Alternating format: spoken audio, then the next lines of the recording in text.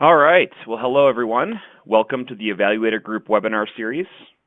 Today, Randy Kearns, Senior Strategist with Evaluator Group, will be discussing 2018 trends in information storage and management. He'll cover technologies such as advanced flash and storage class memory. Randy will give the industry analyst view of these trends and provide background on the maturity and adoption. Throughout the presentation, we're going to be taking questions, as well as at the end of the presentation. So please feel free to ask questions in the question field, and we'll make sure they're all answered by the time we take a break here or at the end of the presentation. We've also provided a link to our website, and we'll be providing a PDF of this presentation once the webinar is over, so you can download that in the attachment section. Also, feel free to visit our website for a more in-depth look at all the technologies we cover in our research library. And if you have any more questions about our research or anything we do, please feel free to contact us. With the introduction out of the way, I'm going to now pass it over to Randy to start. Thank you very much. Thanks, Nick, and welcome everybody. One of the things we wanted to kind of cover here is really what's going on and give a little bit of perspective. Certainly we're barraged with lots of information. Certainly vendors want to promote their solutions and their forward visions, etc. But the realities are quite different as far as what people are doing. We're not going to try and level set that, but we're going to talk about some of these trends that are important and where to look, and then talk about somewhat what's coming. We've got a number of different areas.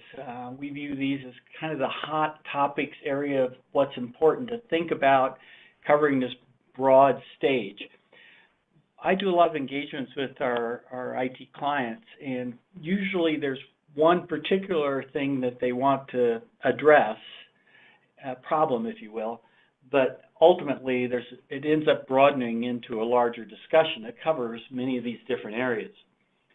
Solid state has been obviously a big boon for IT, getting rid of some of the electromechanical delays that we've had in the past to enable certainly much faster processing, get more work done, but also increase the longevity of the devices. IT is really continuing that transition to all flash storage, and we're in the middle of a research project to see where the majority of IT is in that transition. In progress, well, there's another class of flash devices that are being developed right now, and some of the products are just coming to market. This is primarily based on the quad-level cell technologies, and they're going to be a different class. They're not going to be the higher performance one. They're going to be more of an archival type device, and they're going to challenge what we call the fat and slow spinning disk, if you will, for usage for large capacity storage. These will have a much longer lifespan, and so the change in IT of addressing the longer lifespan and how you have to deal with that and the advantages you get there in economics are things we've been working with some clients on, so it's very important to realize that there's a change. Optane, which is the 3D XPoint primarily brought to market by Intel, is out in the market and doing well. We've done testing in our lab. It's actually incredibly impressive. It was called storage class memories until recently, and now the name has changed into persistent memory. And what we're seeing, it primarily deployed initially as captive storage within the server as persistent memory, and then in storage systems primarily as a cache. It's much less expensive than using DRAM for cache, but certainly a lot faster and a very long lifespan compared to using flash as the cache in storage. Another thing that's entering the market really by majority of vendors now is NVMe, the new protocol to talk to devices as memory rather than as a block storage device, are really entering the market in a lot of products today. We've had them come out and seen some of the performance advantages, and typically it's a 3 to 4x IOPS advantage for those type of devices. In very early stages and with a very slow ramp is going to be the deployment of NVMe over fabrics, over the storage networks. Again, moving away from more of the command response interlock protocols for devices to a memory mapped access to data. The large capacity flashes, well, we have 32 and 50 terabyte devices now. The QLC devices, quad level cell NAND technologies, are going to come out shortly. Some of them are starting to be available right now, and they're going to come out in capacities like 100 terabytes, 156 terabytes.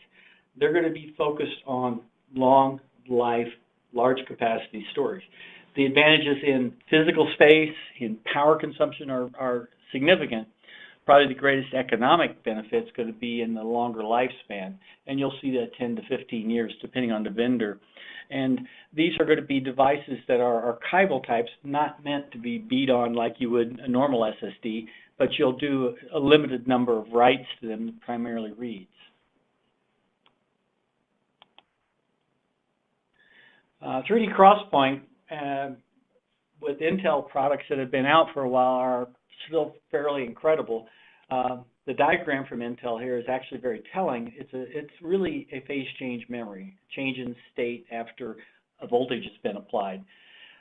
There are currently several products available now as either plug-in cards, and the ones that are in an SSD form factor are just now starting to be discussed and come to market shortly.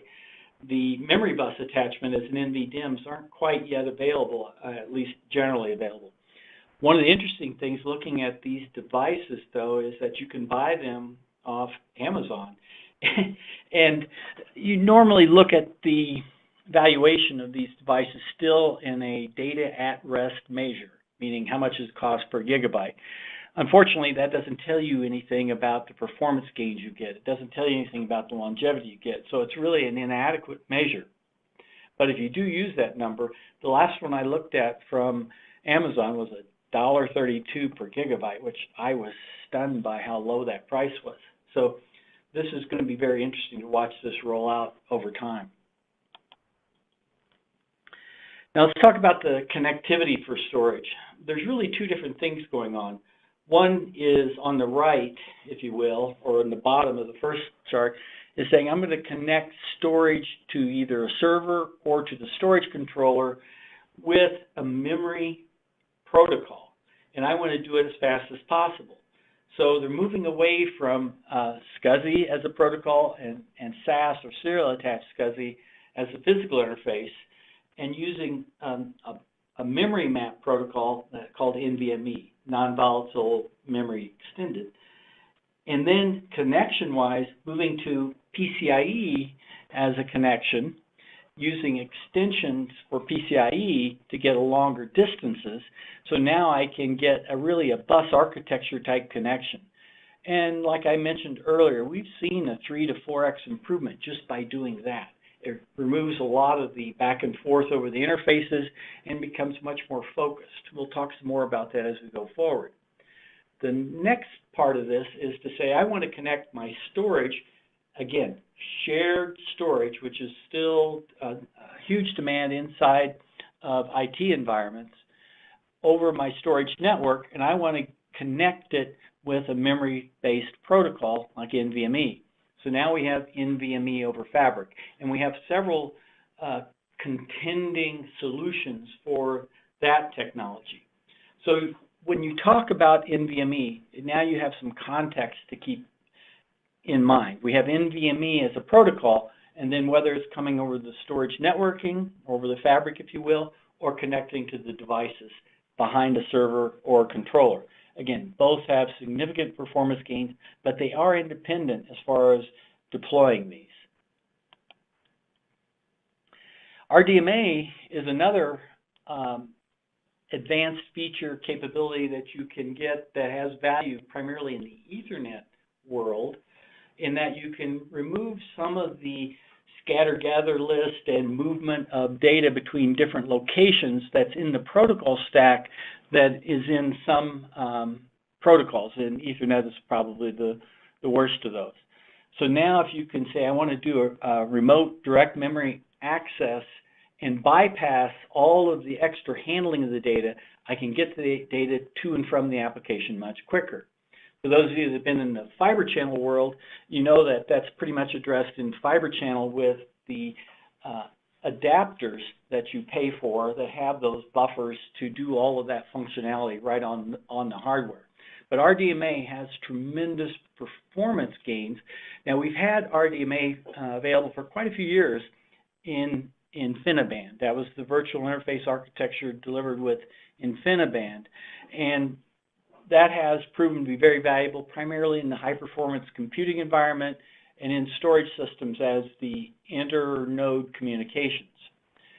So that's really not new, but it is new from the standpoint of putting it across a storage fabric.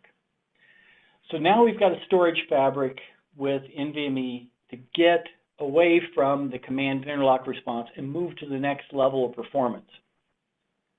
There are a number of contenders here. With Fiber Channel, any of the Gen 6 technologies, both switches and the host bus adapters, support NVMe today. And there's a number of storage systems that have these, both at 16 and 32 gigabits per second. And then certainly switches today, you can get that. So they're already capable of running NVMe, and they have the acceleration in the adapters already.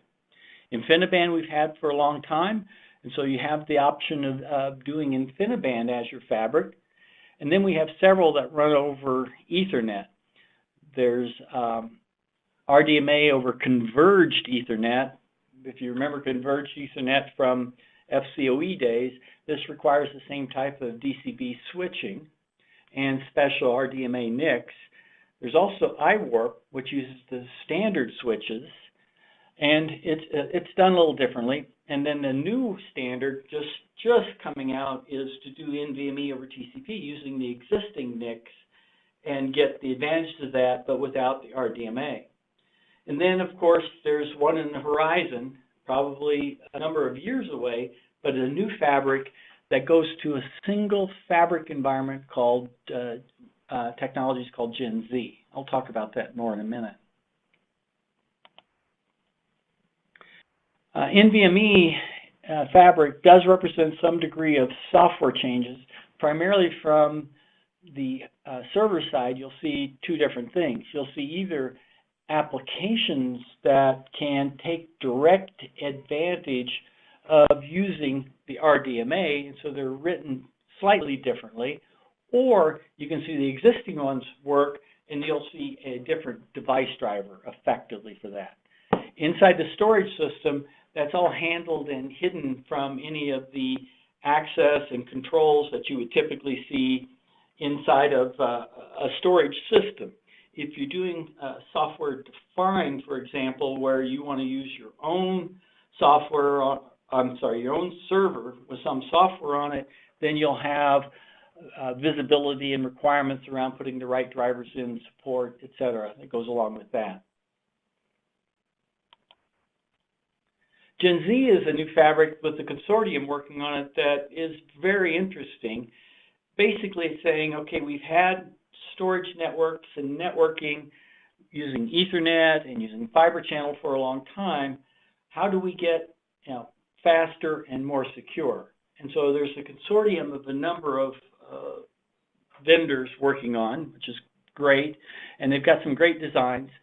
One of the things that we get interested about this is there's some capabilities being added into the single network to add a security functionality that hasn't existed previously.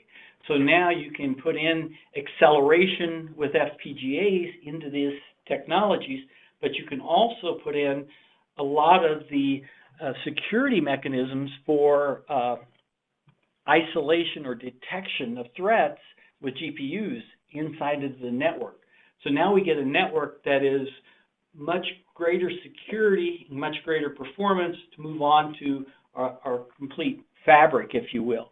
So this kind of becomes a very interesting thing. It's quite a ways on the horizon as far as we're concerned. So today, we've got taking the existing storage networking and accelerating it and getting much faster, and then strategically planning on how do we make that next step in several years. The value of all this technology in the storage networking area or the connectivity area is making things faster. When we brought in solid state technology into the devices, absolutely got a huge performance gain, but it exposed the next bottleneck in the infrastructure. Anytime you go faster, you'll find where the next problem is.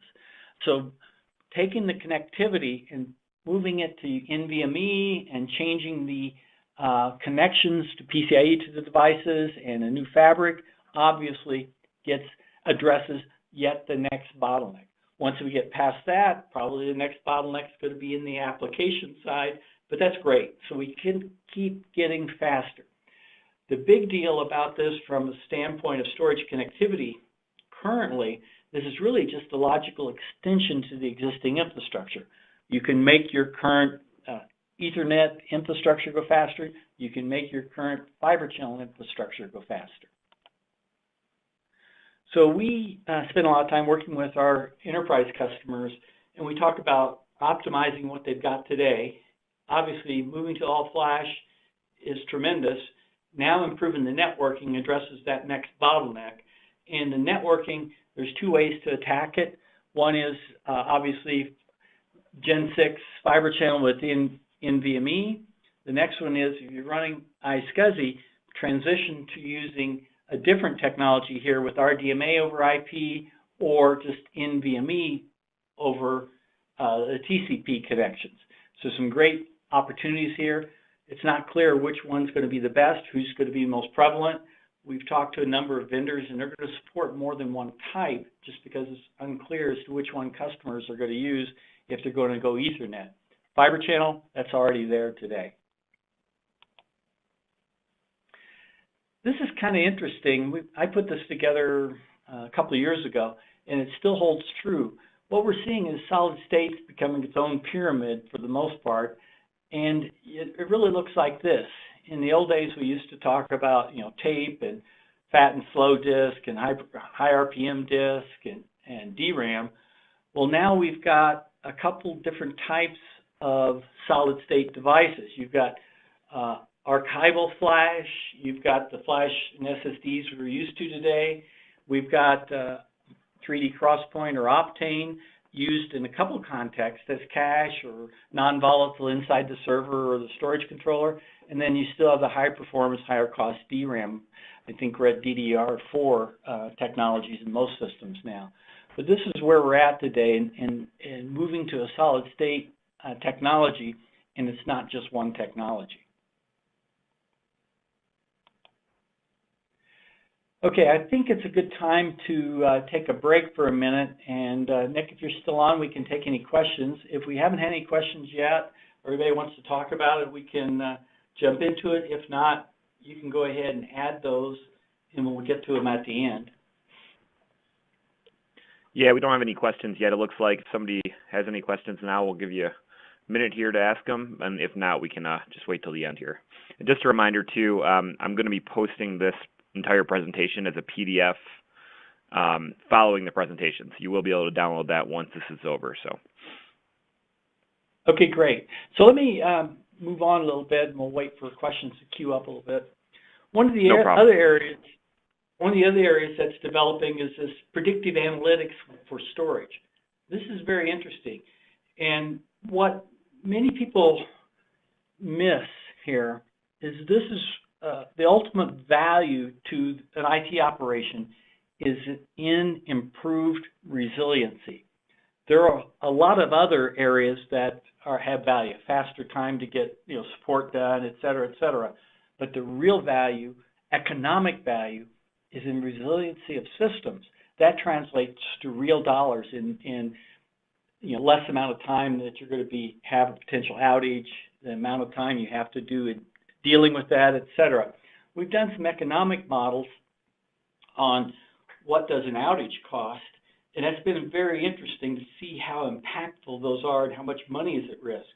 So predictive analytics on the storage system, improving resiliency of systems, has a real financial benefit.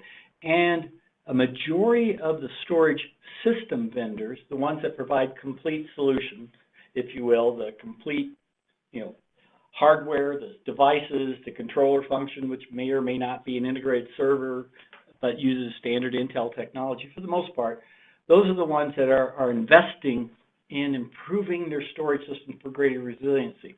And this has fallen into the category of predictive analytics. What you're really doing here is getting telemetry data from the storage system, and then it's going into an environment where you're actually running data analytics against it. The data analytics can be used for several things. One is predicting failures, making corrective actions, preemptive service, if you will. And the second one is to use the information that comes from the storage systems to augment or even replace some of the SRM function that many people have used, which gives you capacity planning, performance planning, reports, fault detection, isolation reporting, all the type of information that maybe you were using in an on-premises software package that you had to maintain now can be done through the software as a service for the storage system as part of the analytics. This has really been, I think, a real benefit and a major development. Again, improving resiliency. Now, there's a whole lot of other benefits here, but a few of those things are obvious, and probably one of the more important things is usually today, these capabilities are included when you buy the storage system. You're not having to add on another piece of software that you're paying for. Now, I've used an example here of one of the vendors, and there's a number we'll talk about, but IBM's product is called Storage Insights. It was just easy to do because I have done an evaluation of this product. And it's got a lot of features in it, but bottom line, they bucket those into 5 categories: health, how things, is there a problem, et cetera. Being able to look at performance and identify where there's a bottleneck or something not quite right. Could be a configuration issue, which most performance problems end up being. Capacity, tiering, they have the ability to tier data to different categories of devices, and utilization. And then they use Watson-based type analytics against this to get smarter as they go along. You end up with some type of dashboard where you can look at systems as a whole, drill into individual systems, get performance reports. And the big thing is this is something that's targeted for a casual administrator, meaning somebody who doesn't specifically keep watch and manage this day by day. Management can look at it, and from my standpoint, when I do an evaluation, I do it from the standpoint that I need to be able to click on things and understand it. I'm not going to read the manual. And I know people don't like that, but I just don't have time for that, so I have to be able to look at it, and it needs to be intuitive. Given the background, I do know what's going on. I don't want to read anything, and these products all make that possible. Now, there's a number of solutions out there, and some have done very well, to the point at which there's a big marketing campaigns as it's a distinguishing feature for that vendor for their system. Nimble has done very well with their InfoSight product, and HPE has that, and they're going to be moving it into the 3-part family. Pure's done very well with their systems, again, coming out really from the start with that capability. Dell EMC is adding their feature called Cloud IQ. IBM has had Storage Insights out for a while now. NetApp now has Active IQ, and Infinidat has a system. There probably are others, but these are the ones I'm most familiar with and have looked at. Our recommendations are to acquire storage systems with these capabilities and exploit those. Again, they will have real economic value, and usually, at least in all the cases I'm familiar with currently now, those are included, at least in some form or fashion, as part of the system.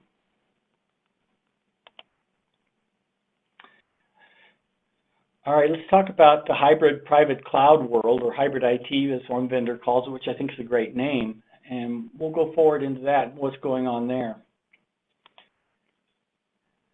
Really, the private cloud environment is really about transformation to change the services delivery, to make everything simple, to be like you would do if you wanted to just stand up an EC2 instance in Amazon, for example. How do you get there is really the big issue. What's the best way and what's required? And then the existing environments not going away. You'll hear that from people who market products against it. You'll hear that from some analysts who are paid to promote things, but it's just not true. The existing environment will be there probably long after I've gone. That's just the way it works. There's a very long tail to the way things change inside of IT environments, and typically you embrace something new and add it to your operational environment, and that's what's happening here with hybrid and private clouds for the most part. We drew this picture up a while back, and it really is what's going on. You're going to have many people using the public cloud environment for different things, used inside of IT, things like Salesforce.com is a great example. Different departments doing things without IT's knowledge, very common. But traditional IT continues to operate and trying to optimize their environment. Meanwhile, you see them trying to deploy private and hybrid clouds and then be able to link between them to be able to move resources around and utilize that function. This is pretty much what's going on in the majority of our clients. There are a few exceptions. Some will say, I've done away with our traditional IT. We find it actually is very rare, almost never. And we find the deployment of private and hybrid cloud has not gone as fast as many would have liked. We've done a research study, and Nick referred to our website, and I believe you can find the links to that there. And that was very interesting in why people are doing it. And the hybrid cloud is normally an initiative that originates outside of IT for the most part, and saying we want to be more like Amazon. And that comes from executives saying that this looks like a better way to do things. And quite frankly, IT has not done a very good job in delivering resources on demand. So it becomes a watchword of saying we want to transform IT and make it a services delivery model on demand. So what are your choices here? Well, there's a lot of different ways to deploy that. One of the things that's very interesting is the HCI vendors, majority now have repositioned themselves in their messaging to say you can build hybrid cloud or private hybrid cloud out of just clustering HCI devices together. That's quite a change, if you will, from their initial messaging from a couple of years ago, but certainly it's one way to work. Another one is a server or operating system with a cloud stack software embedded in the linkage. Probably the best example of this is now Microsoft with Azure Stack, and that you can get in your Windows Server 2016 and Storage Spaces Direct capabilities, etc. So now you can deploy a cluster of Windows-based nodes that can expand into the Azure environment, and you can manage just like Azure. Another one is build it yourself, and that can be with open source software, or you could augment that with software you license or pay for. Another solution is your integrated or converged systems with cloud software preloaded on them. So I could buy familiar servers and storage and networking all in a single rack, for example, have the software preloaded, and now I've got a cloud in a box. And then some vendors have taken that even further and call it a cloud appliance. So here's some interesting things from our research. From IT environments, again, we're not talking about the service providers, but 80% of all the OpenStack hybrid private cloud deployments have failed. And so they're not, meaning they're not abandoning it, they're going to continue to do this, but the first attempt didn't deliver. And so they want to still continue to implement, and we see them on their second or third implementation. A lot of them start with free software, open source, and gravitate to the more supported solutions where they have somebody behind it that is a vendor they're used to dealing with it, and they pay a license fee. And the average time for doing these is something greater than 3 years. Again, that's available in this research report. Okay, next topic here. Let's move on and talk about another developing area, and that's consumption pricing. Now, for a long time, we've had leases for storage equipment, et cetera. This goes back to the 60s. And then we had leasing companies that would buy IBM mainframes and equipment and then lease them to companies. And so they ended up with an OpEx expense just for using the equipment. And at that time, the expenses for those systems was incredibly high. It was a very rare resource, if you will. The leasing has continued, and a number of the vendors have their own leasing companies to do that, so they can translate the expense of their systems from a CapEx to an OpEx purchase.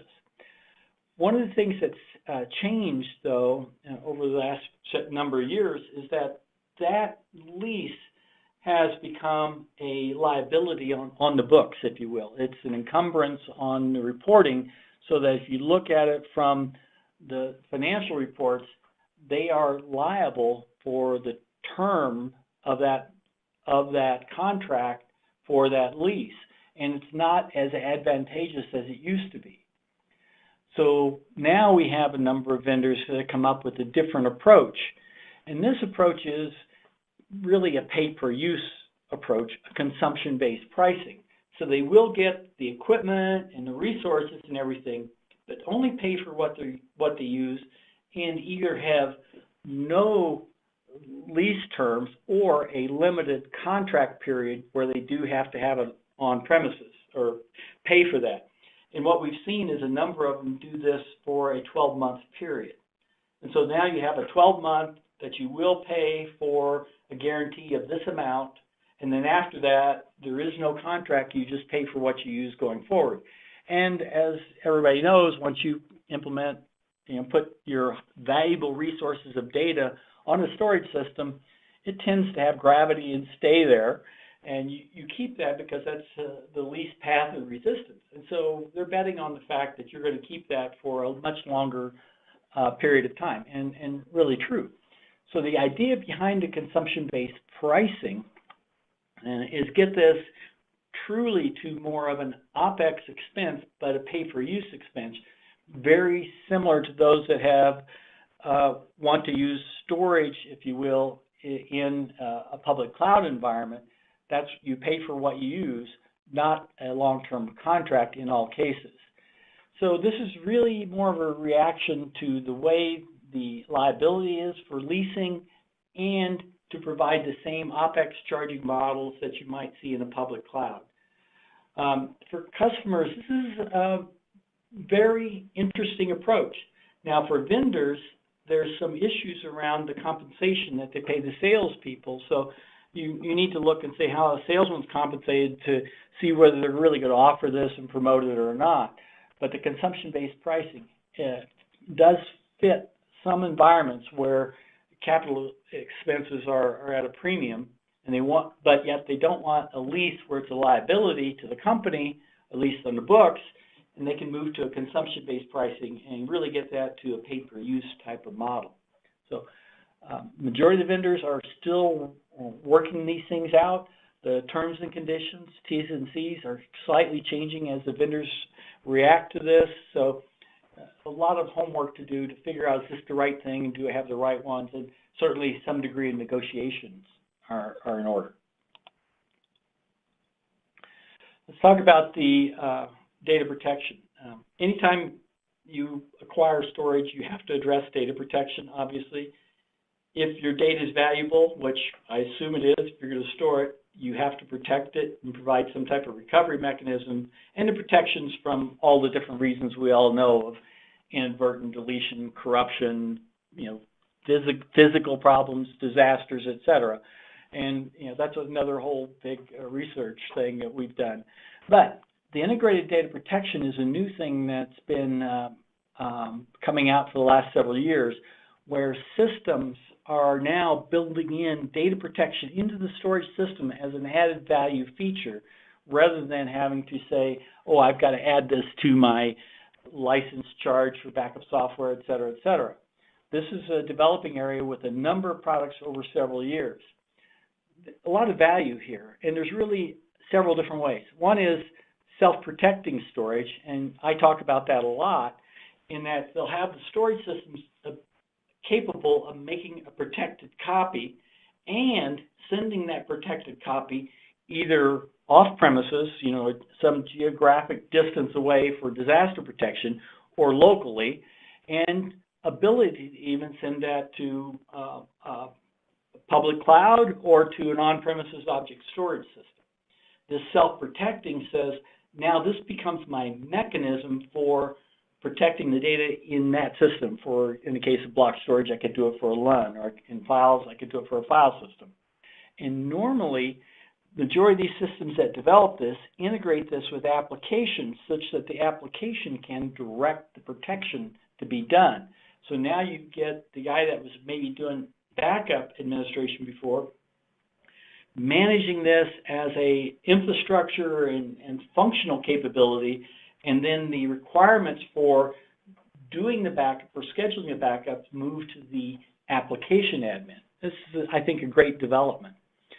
The other one is object storage, which today I believe all the object storage systems are self-protecting, and they make replicated copies with immutability and versioning support, and they can do it with either replication or geographic dispersion.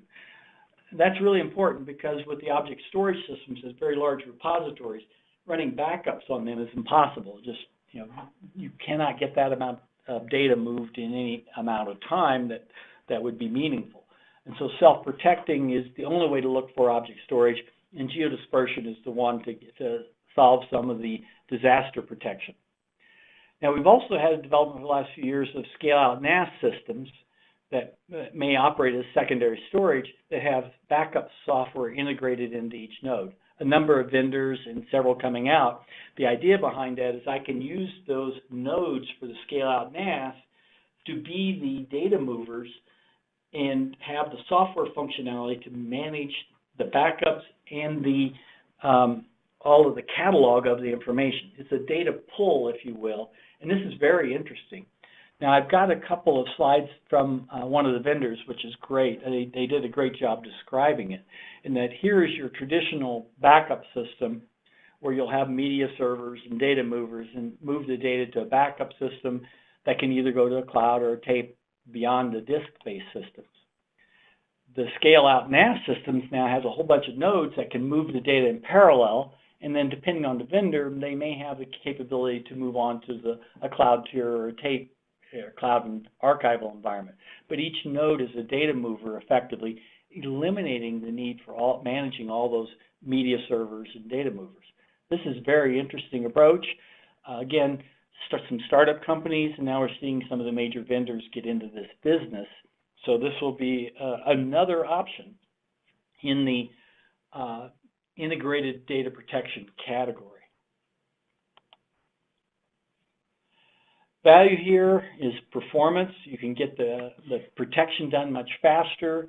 You can move some of that initiation of when the protection is done to the application, which is a much better place for that to be controlled and the blame to lie. And hopefully you can get away from capacity-based licensing. And again, most IT operations try to avoid any capacity-based licensing. And unfortunately, when things have capacity-based licensing around software, for example, or even hardware, we see that the majority of our clients, the enterprises, do unnatural things. They do things that just aren't optimal, but they're trying to avoid the capacity-based licensing charge. So the net effect, data protection now is no single solution, which used to just be backup software. It includes backup software, includes storage systems with this type of data protection mechanisms in different types. So it's a set of solutions that have to be managed, and the people that managed backup before become more infrastructure, managing these data protection infrastructures. Okay, finally, I want to talk a little bit about data management. Multi-cloud is a big deal, and having data in public clouds is happening, for better or for worse in some cases, but you still have your enterprise environments as well. And so what you really need to do is be able to manage that data across, no matter where it's at. So you need that visibility and discovery who owns it. You're going to need compliance requirements, and for those in the EU, GDPR is a big deal right now. Obviously, you want to be able to identify, is this data protected or not, and where is it? And then you'd like to be able to figure out ways to optimize it, maybe some tiering mechanisms, moving to cheaper storage, and some want to do analytics on data, which is another interesting approach. We drew this chart and we're developing it and continuing on with it about some of these data management areas, about data protection, compliance, availability, optimization, and visibility.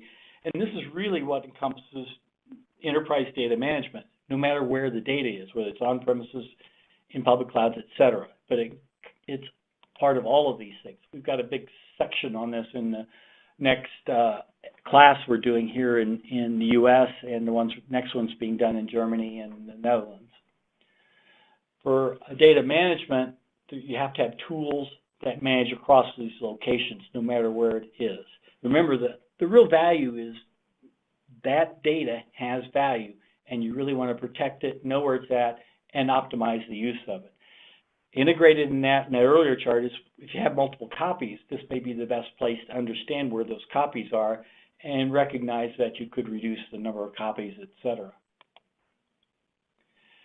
Okay, so we've covered the main topics I wanted to go over. Let me talk about a couple of the other areas that we're going to be talking about in the future. Composable systems is a big deal. Now, we've dealt with server virtualization for a while now, and storage virtualization.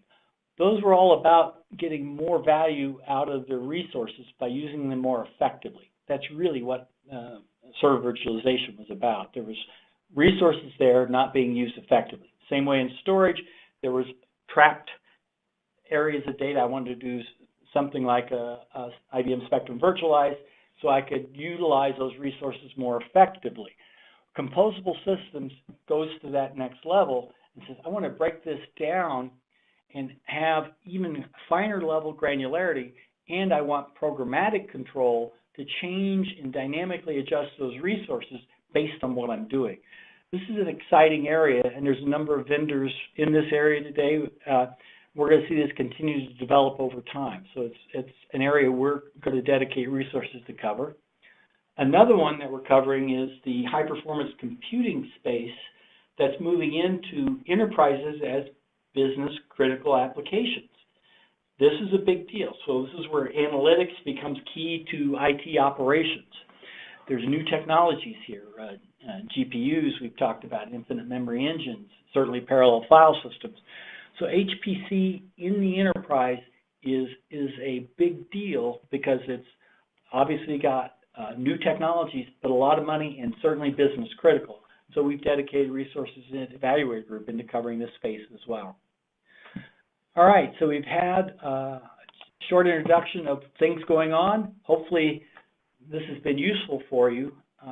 We've got some time if there's any questions. If not, you can always email us with questions after the fact. We're happy to get them. And Nick pointed you to some of the information. I've referenced a few things. Nick, did you want to add anything else to that? No, I think that's it. Thank you very much, Randy. That was great. We don't have any questions, so I assume you were just extremely thorough. But we do appreciate any questions. So if you want to ask those now, we can hang out for a few minutes. And then, of course, you have Randy's contact information on the screen right now. So you're always welcome to email him if you have any further questions. We also do love feedback. It helps us kind of optimize and make sure we're providing you guys with the right information. So any feedback you have, we always appreciate that. Looks like we had one question come in. It says, anything you can share about 3D XPoint, NVDIMM availability and database or other software product support for it, whether on-prem or from the public cloud providers? Any guidance for strategic planning?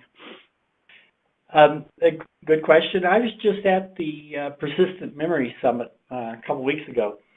And if you do a search on that Persistent Memory Summit, there were a lot of presentations there, and they covered this.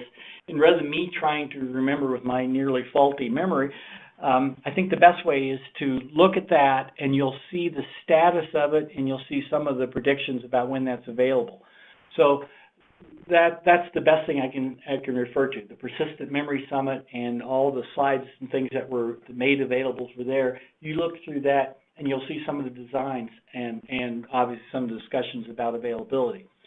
If I summarize it, I would just say middle part of the year, you'll see those NVDIMMs available that are Optane-based, for example.